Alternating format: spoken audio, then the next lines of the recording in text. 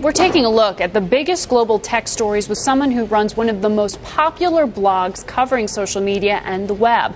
He's Pete Cashmore, founder and CEO of Mashable. He joins us this afternoon from Scotland, I should say, via Skype. Good afternoon to you. Pete, what are you seeing most buzzed about right now? Hi, Margaret. Well, I think there are kind of a few big stories in the tech sphere today, and I would say that, the one that's really bubbling up is the Apple tablet right now. So Apple put out a notification yesterday, an invite to tech bloggers, inviting them to an event next Wednesday, the 27th, and they're going to be launching the Apple tablet. So what's exciting about that is that it's basically a big iPhone, and there's rumors that potentially they might be working with HarperCollins to use it as kind of an ebook reader. So it could be a really exciting time for the publishing industry where, much like iTunes, or perhaps even in iTunes, you could be buying books and reading them on this tablet device. So I think that's really bubbling up, and that's going to be the huge story next week to see, what happens with this tablet. Is it the next iPhone? Is it the next iPod? Is it Apple, hitting it out the ballpark yet again? Any buzz about how this is going to compare to some of the other options out there, the Kindle or Barnes & Noble's technology that they have in terms of ebooks? Right. So, the hype is, being an Apple product, the hype is extremely high in the tech sphere. I think, the advantage that Apple has is that a lot of people are already using iTunes, and they're already in that ecosystem. And a lot of people haven't yet gotten into the Kindle ecosystem and the Kindle store. So you could have a situation where it's really the software that carries this one. If you already have an iPod, you already have an iPhone, you're already using iTunes for your music, that could potentially be Apple's competitive advantage there over the Kindle and so on. You could also mention that maybe the tablet is going to be kind of a device that can do many things, whereas the Kindle can only really do one thing. It can only read books.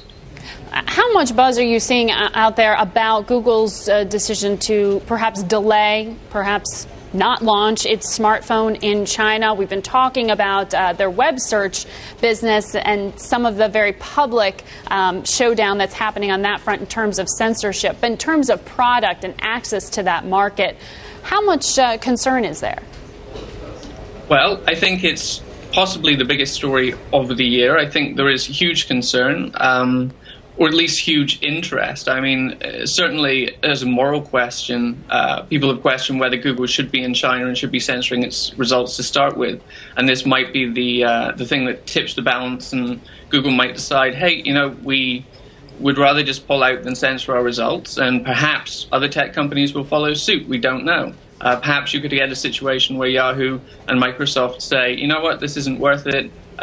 Certainly there's stories that China is perhaps attacking these companies, trying to get information from users, so perhaps it's not worth the hassle for them.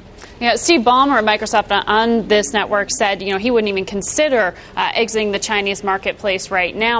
Some have said Google's not even 100% positive that it was China, though, leading those attacks, hacking those email accounts on Gmail. What are some of the conspiracy theories out there, or is public sentiment pretty much already decided? I think there is so much confusion over this issue, and the facts are changing so quickly that the simple answer is nobody seems to know. I think there's a lot more going on behind the scenes than anyone has been able to write about, anyone has been able to find out. I think that the simple answer to that is nobody really knows. It seems to be a lot of guesswork right now. Google isn't talking all that much publicly. All they've said is, there was this hack. They're thinking about stopping censoring their results or pulling out. And that's about, all the established facts, and the rest appears to be conspiracy. Microsoft has been out there saying that Internet Explorer, they think, has sort of gotten a bad rap in this.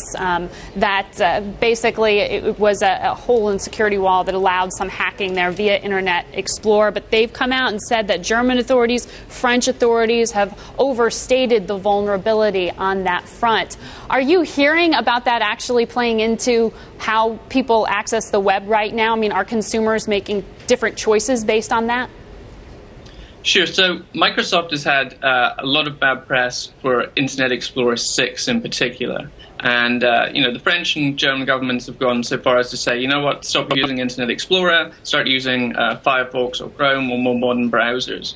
I think, the consensus in the tech community, and, this is still developing, is that IE6 is really a very, very dangerous browser to be using. And if you're still using Internet Explorer 6, you very much should upgrade. It's been known to have numerous flaws.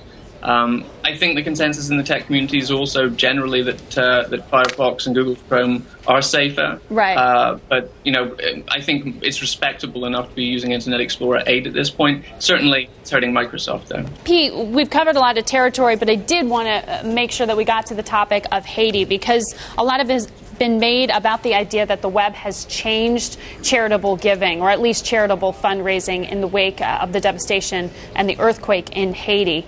What's the latest? I mean, are you really seeing a real resurgence in interest in giving via the web?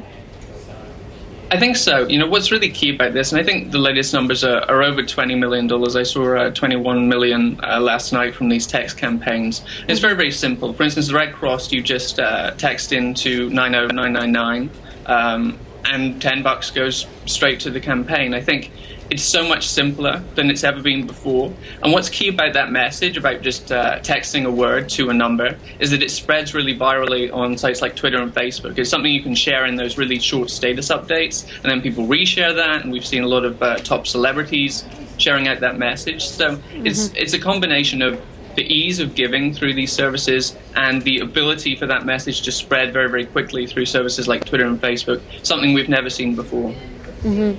Interesting to see how companies can figure out how to change that quick response on the consumer side to quick payouts on the ground. I know Verizon says they're still trying to figure out just how to get those funds more quickly to Haiti. Thank you so much, Pete Cashmore, joining us via Skype from Aberdeen, Scotland this morning. Pete, of course, of Mashable.